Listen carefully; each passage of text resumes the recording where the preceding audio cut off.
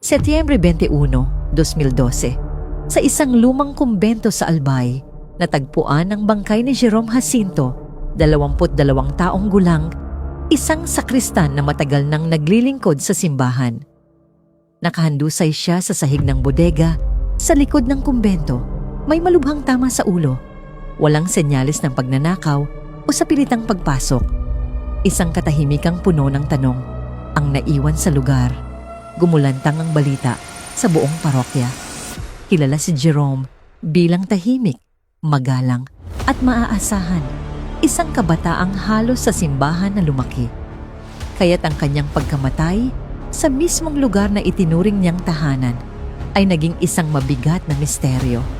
Dumating ang mga pulis bandang 9:00 ng umaga at agad nagsagawa ng investigasyon. Napansin nila ang mga natuyong bakas ng sapatos na tila pambabae.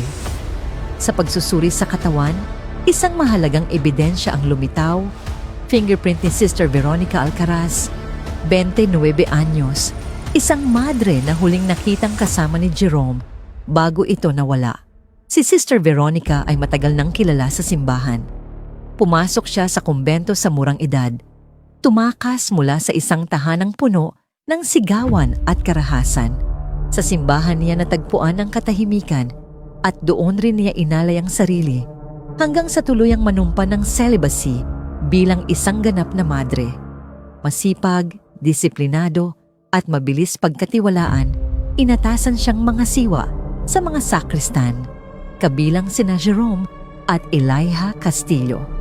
Sa paningin ng lahat, maayos ang kanyang pamamalakad. Ngunit sa likod ng kabanalan, may mga sugat siyang hindi kailanman naghilom. Si Jerome, isang ulilang kabataan, ay naging malapit kay Veronica.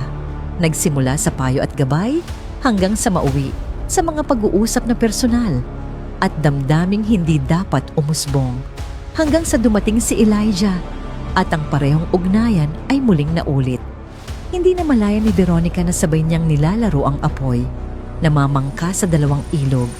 Sa katahimikan ng kumbento, unti-unting nabuo ang isang lihim na mundong puno ng kasalanan. Isang gabi, nabunyag kay Jerome ang katotohanan. Nakita niya si Veronica at Elijah na magkasama. Mula noon, nag-ugat ang selos at galit.